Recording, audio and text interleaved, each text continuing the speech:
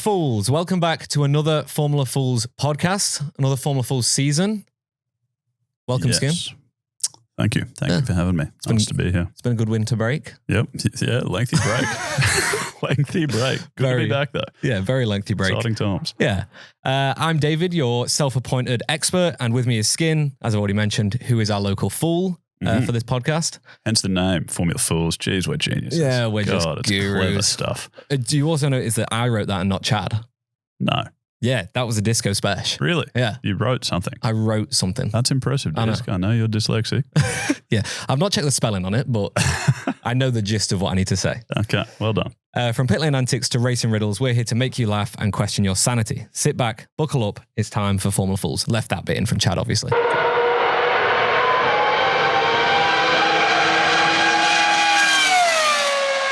Oh, Michael Schumacher just making our ears ring every week. And by every week, I mean we've not been on for fucking 3 months, but hey ho. Yeah.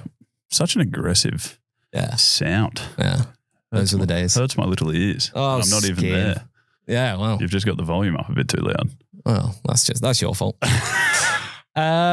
So this week we're going to be talking about car launches. We are in car launch season, which is a tradition that we do every year in Formula One, kind of like February, start or mid-Feb through to end of Feb, up to pre-season really is car launch season. Okay.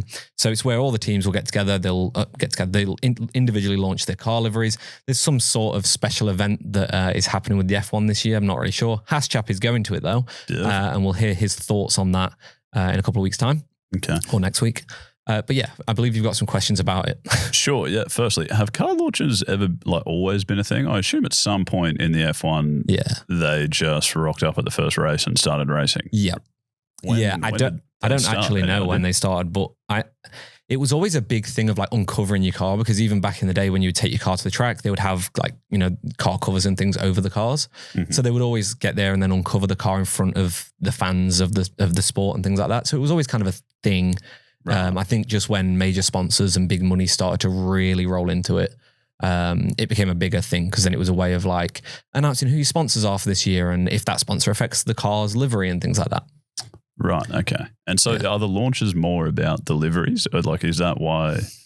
Why does everyone care so much? Like if it's just about the liveries and we're just looking at pretty colors and stuff, is that why such a big deal, or is it more about what the actual car looks like and seeing how it's been designed and things like that might affect performance? Yeah, this year it's just about the livery. Okay. It depends year on year. So next year we're going to have major rule changes with the aerodynamics. So that means everyone is basically starting from scratch again. Different engine regulations next year as well, which could potentially see different shapes to the engine cover at the back and the way that the aerodynamics flows around the rear of the car. So for years like that, where we have major aerodynamic or engine changes, that's really important, because it's very interesting to see how people interpret them rules. Like a few years ago, we had the new ground effect aerodynamics come into play. We spoke about that on a pod last year. Mm-hmm. And when that came into play, Mercedes launched a car that had no side pods. So it was just like a flat triangle kind of thing down the side. It was really weird. And that was an interesting car launch season, because everyone was trying different concepts and all of the cars looked slightly different with the aerodynamic package. Teams will hold back on what they launch. So what they launch won't be the car that you'll see on track at Australia or even at testing, but it will be close to that car. So they might hold back on some little winglets or some smaller flowy details, so that they don't give everything away to other teams before they go preseason testing. But on a year like this, when we have no rule changes for this year, it's basically the same as last year's cars, just if you have developed over the winter, it's going to be basically the same as what we saw in Abu Dhabi. Okay. 2.5 months ago. All right. So it's a big week of looking at the pretty designs. Yes. Okay. But yeah, based on the Williams team kit that's come out, it is very similar to the t-shirt I'm currently wearing. So I don't imagine we're going to see many changes even with a lot of them. All the sponsors be largely similar to last year and everything? So surely all the colors are largely similar to last year. Yeah. All right. Yeah. So what's going to happen at these events? Are they exciting events, or do we just look at the car and go home? We're about to talk through some of the really weird ones over the years. Does that shit still happen? Do we just Sometimes there will be weird things at events, like there could be performances or guest appearances or whatever. It's more now just like PR, get your sponsors in front of people, take some photos, whatever. So we always have interviews with drivers, team principal, maybe a head engineer or someone like that, or a major sponsor.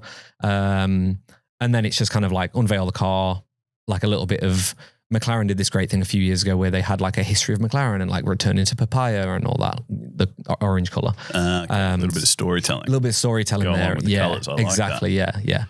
Yeah. For this year, I think it's going to be interesting. Ferraris will probably be the most streamed thing on the internet. Like Lewis already broke the internet with his photo outside of Maranello in Italy. It's like the most liked Instagram post in history or some shit, like 5 million likes in like 3 days. It was unreal. Good on him. So I imagine that's going to be one of the most streamed events, like their car launch in history, just because it's Lewis and Ferrari. So that'll be interesting to watch. Williams might be interesting. Carlos going there, doing all that. Aston Martin will be very interesting. Adrian Newey's going to be there now.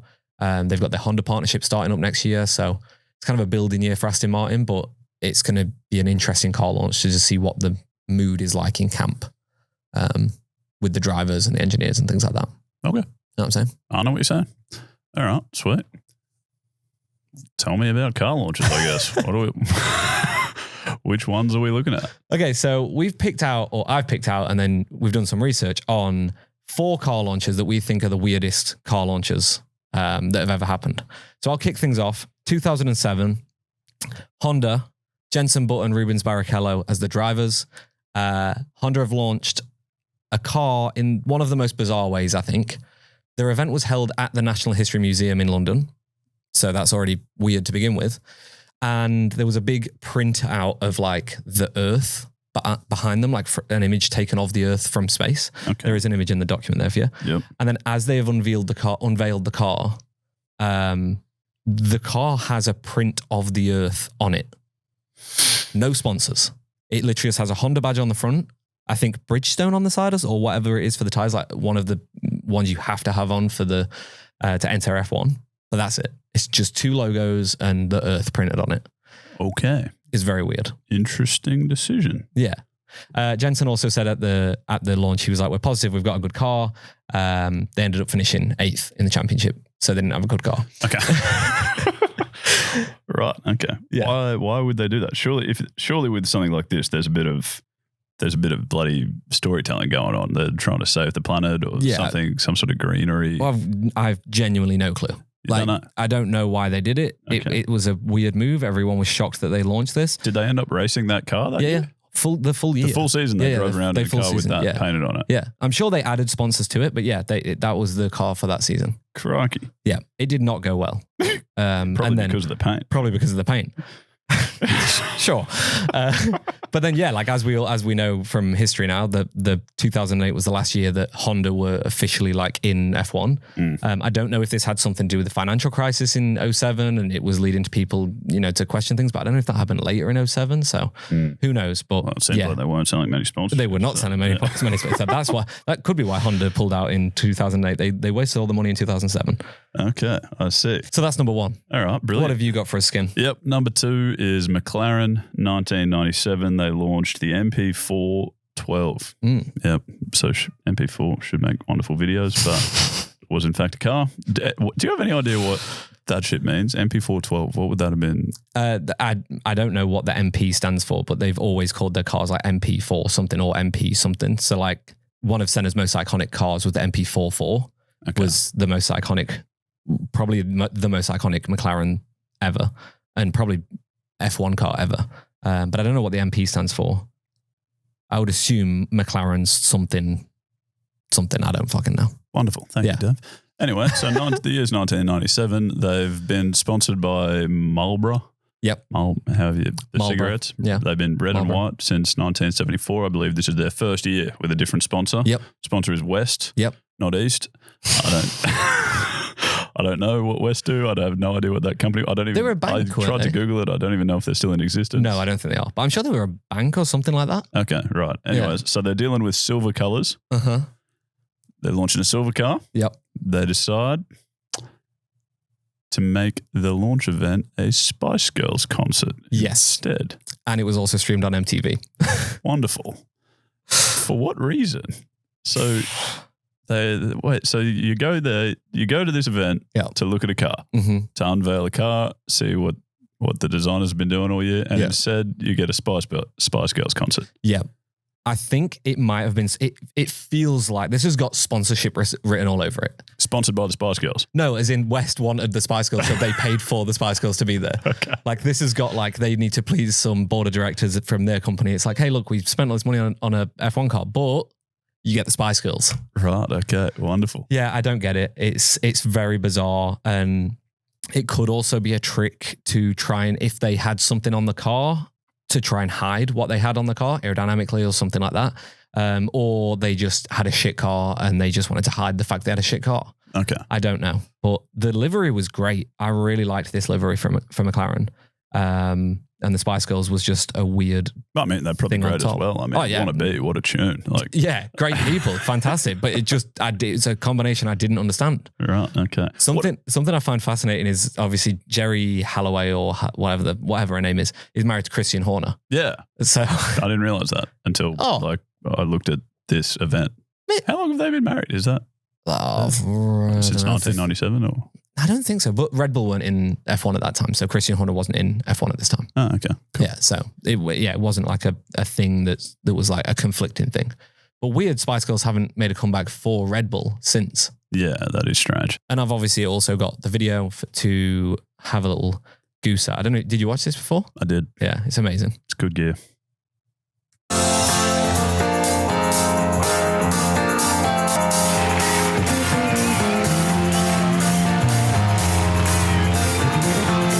Welcome, David. Mika, first of all, what do you make of this amazing occasion? I think it's fantastic. I've never seen anything like this before for a car launch. I'll tell you what I want, what I really, really want. Don't tell me what you want, what you really, really want. I wanna, really, really, really wanna take a take. Ladies and gentlemen, Jamiroquai.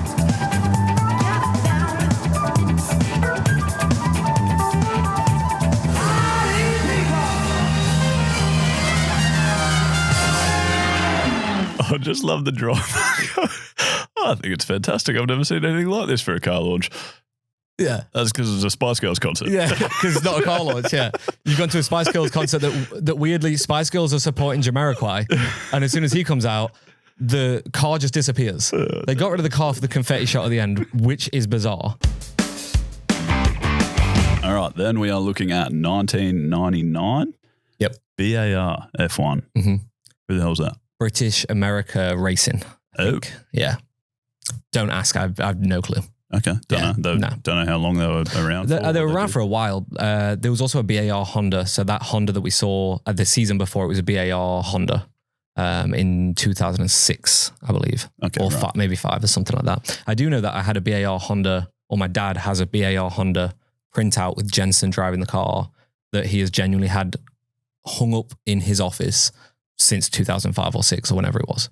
Okay, And it's still there today. great bloke. Yeah. Okay, anyway, so BAR, they're launching a car in 1999.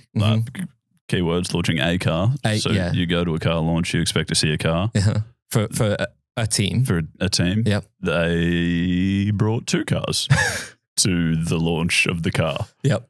Obviously all covered in sheets because you've got to do the big exciting reveal. Obviously, yeah. They reveal the 2 cars and they're 2 very different liveries. Yep. So I think it's British American Tobacco just owned presumably a bunch of cigarette brands and decided they'd get a bit of extra bang for their buck. Yep. And advertise 2 different cigarettes. So they've got a car with Lucky's Strikes or some Lucky crap, I don't Strikes, know, yeah. and a car with 555. So they're just like red and white car over here, blue car over here. And the drivers came out in different overalls as well. Yeah. So they were both wearing different colored overalls to match the car they were going to drive. Yeah. Okay. So Yeah. that was their plan. That's what they launched. Yep. And then the FIA got involved and said, no, It's illegal. you can't do that. Was that already illegal? Has that always been a rule, or is this like the defining case that brought in the rule? I think this underlined the rule, but the rule stated that you must enter, if you're going to be a constructor, to enter into the Constructors' Championship, you must enter 2 identical cars. Okay. Yeah. And that includes paint. Yeah, identical usually means the same. So yeah.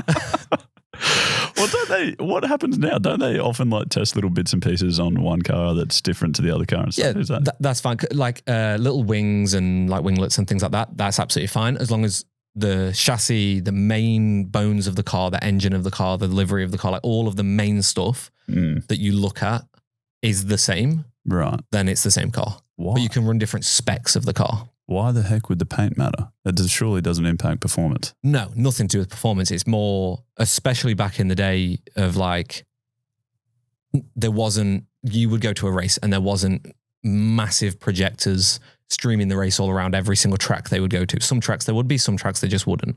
So it's more for a spectator's point of view. If you'd see that car coming down the road and there was two of them side by side, you would know if you saw two different cars, like a blue and a white car, you're going to assume they're not teammates. Okay, gotcha. So it's more just from a kind of consistency point of view. Okay, gotcha. All right. So the FIA said that that's the rule. You've got to have two identical cars. You would think they'd pick a brand, Pick one of them. pick Yeah. one of them, make that the car. They did not.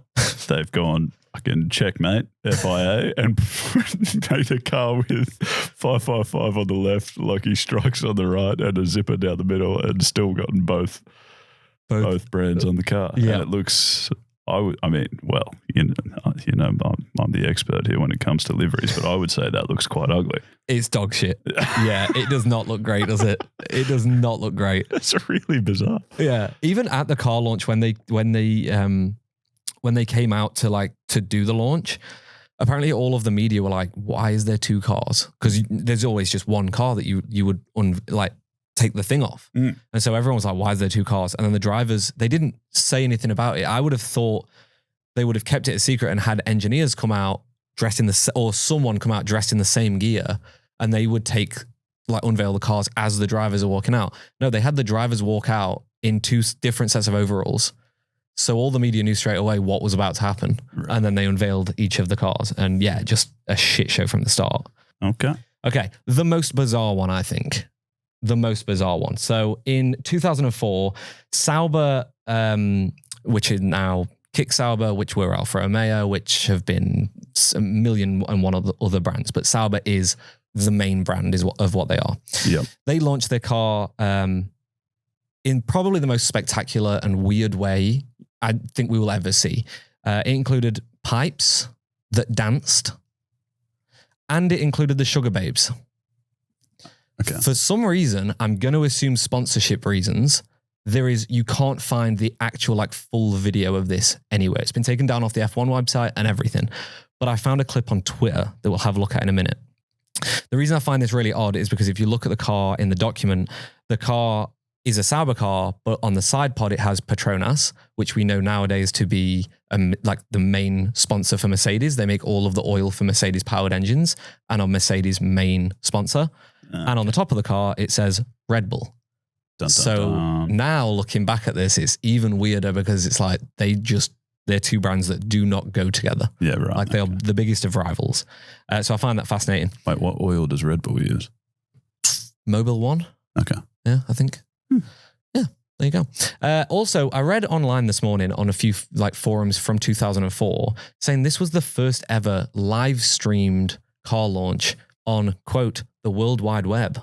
No way. Yeah. 2004. That was apparently the first live streamed car launch, like F1 livery launch. What? Yeah. F1 behind the A ball. Surely internet was around. Social media wasn't around in 2004, Skin. Yeah, but the internet. You can Yeah, post the internet. videos on Yeah, you places. can post videos, but live streamed? Skin. Surely. No. That seems. No, well, I read it online. Okay. Apologies. Yeah. Sorry, Disc. When you say dancing pipes, Yes. what the fuck's that mean? Well, this is the thing. I don't want to linger on talking about it too much because I feel like seeing is believing. All right. So I just want to tease your eyeballs with this one. Great use of words there, Disc. I know what you think. You can already eyeballs. see the thumbnail. Are you ready? Oh, I'll also just note the front of the car. You can see a tire that is not on the car. That's how the sugar. What is it? Sugar babes. Sugar Babes. That's how they reveal themselves.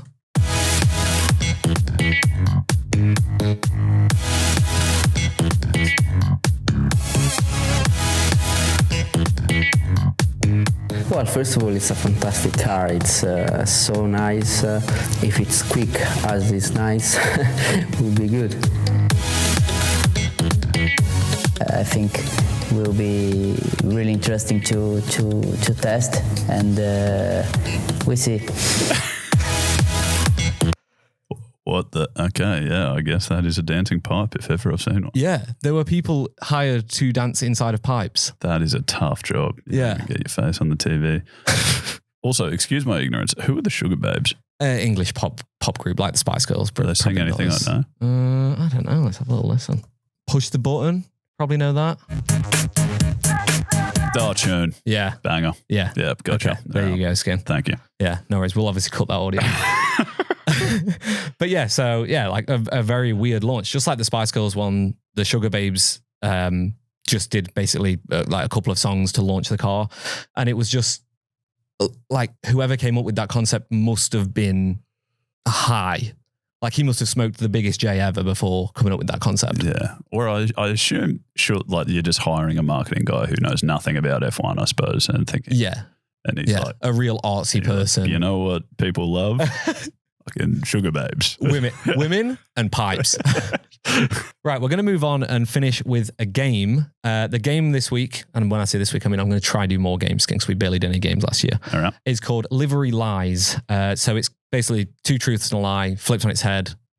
Two lies and a truth. Oh, You've got to find the Dave, truth. You are a creative genius. I know. My friend. Look at I that. know. That is a big twist. Yeah. on I the asked original ChatGPT for a twist. It didn't give me this one. I thought of this one afterwards and was like, Chat, this is better than what you gave me. Look at you go. So I'm gonna describe some ridiculous car liveries or car launch scenarios, and I want you to tell me which one is the truth. All right. Okay, I've got 3 rounds for you as well. Round 1.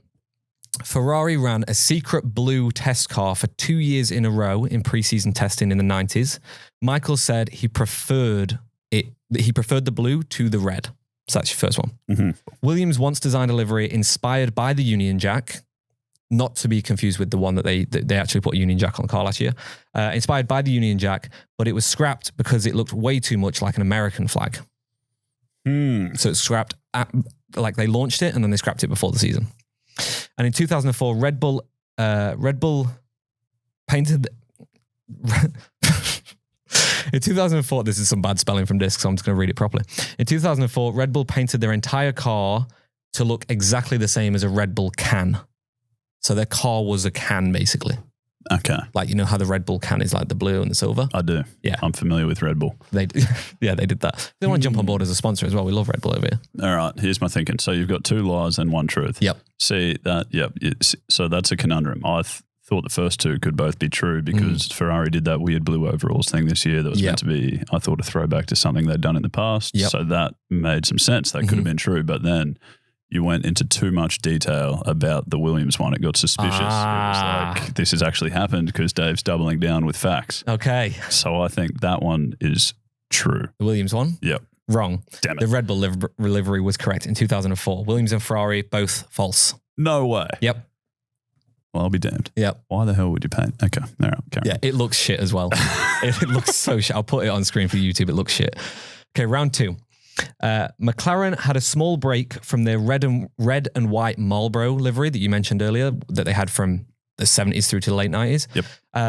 And this was in the mid 80s. I think it was 86 or something like that they did this. Keke Rosberg had a gold livery instead. So it was white and gold, or like it was like a dark yellow kind of color. So Keke Rosberg ran that for just 1 race. Ligier, which was a team back in the day, they had a perfume sponsor, and their perfume sponsor wanted the rear of the car. You know how it like to the exhaust pipe goes like that? Back in the day, the cars were a lot wider and aerodynamics wasn't as important. So in 1976, they paid them to shape the rear of the car the same as the bottleneck of the perfume bottle. It ended up failing because the airbox was too tight, and they just ran into overheating issues, and they had to scrap the idea after like 2 or 3 races. Williams ran a fan-designed livery by a 10-year-old fan who submitted it to them. They ran like a competition. This was back in 2012. We saw a lot of like special liveries and things like that. Red Bull had one where they had all the faces of the team on the car, like printed onto the car. So Williams ran a fan-designed competition. 10-year-old fan won it. And in partnership with Martini, they ran this fan designed car, and it was basically a lot of scribbles and things like that with the Martini logo and the Martini stripe down the side. Crikey. Okay. May I just say you're too good at lying. It's like suspicious. ChatGPT helped with a lot of these. Yeah, okay. Well, I'm quickly losing trust in you, how well you're selling these. Sorry, can you give me a top line reminder of what the first one was? McLaren was gold and white instead of red and white. Ligier changed the rear of their car to a perfume bottle shape, and Williams had a 10-year-old fan design their car. I think the perfume one could be true. Really? Yep. Why would they ever do that, Skin? False.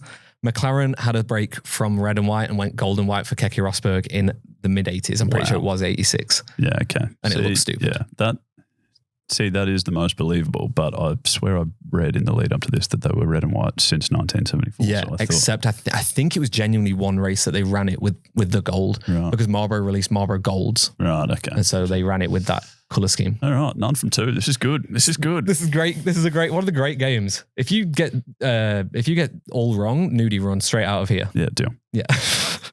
Round 3. Red Bull ran a camouflage livery in 2014. They used a black and white zebra pattern during testing. They wanted to hide aerodynamic components of the car, so that's why they ran it. Minardi. I was going to read them in different order. Minardi ran an inflatable kangaroo that they hung off of their halo, around, the thing that goes around the driver's head. They ran it off of their halo in practice for the Australian Grand Prix. It was for the first Melbourne Grand Prix to just show as a sponsorship thing with an Australian brand or something. So they ran it like an air freshener, little inflatable thing. 2007, Renault launched their car by parachuting / lowering their car using cables into a stadium as part of a promotional stunt from one of their sponsors who are a security company. All right. I think the truth has to be the Red Bull one. That sounds perfectly believable. Black and white to hide some aerodynamic designs. Yep. That sounds like something you would do. Yeah. The kangaroo thing sounds stupid. That would just impact performance of the car and stuff, and probably get in the way of the driver's vision. And also be crazy illegal. And also Halos didn't exist back in the 70s or 90s or whenever I said this was. Yep. And then parachuting a car sounds A, dangerous, and B, potentially impossible? Even out of budget for even an F1 company. I don't know how you would do that. Yeah. Yeah, you're correct. Red Bull's camouflage livery in 2014. They ran two camouflage liveries back to back. I think it was 2014, then 2016. And every season after that, people are like, oh, they can do another camouflage livery. And they were amazing. They did all of the testing stuff, racing in them, and they just looked phenomenal. Right. They raced in them. Just tested. But not at the races. Not at the races, no. Just in at the Barcelona tests. Okay. Well done, Skin. One for 3. I'm happy with that. Yeah, it's not bad. I mean, I'm meant to be the fool. I shouldn't know much. Yeah. So it would have been weird if I got 3. Yeah, and we like to educate people on this podcast. So what have we all learned today? David's a great liar. Yes. Yeah. Okay, well, that wraps up another lap at the Formula Fools podcast. We hope you enjoyed the ride as much as we did. It's now your turn to join the Fools family by connecting with us on social media. That social media channels are at Formula Fools on Facebook, Instagram, YouTube, and TikTok. We are Formula_Fools.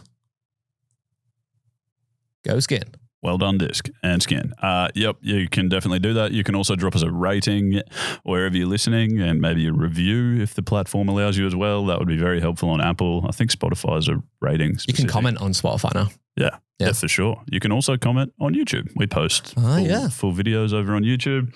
You can get in touch with us there. That would be wonderful. Yeah. Awesome. Well, thank you for joining us at Formula Fools, where every turn is a chance for a good laugh. We'll see you next time.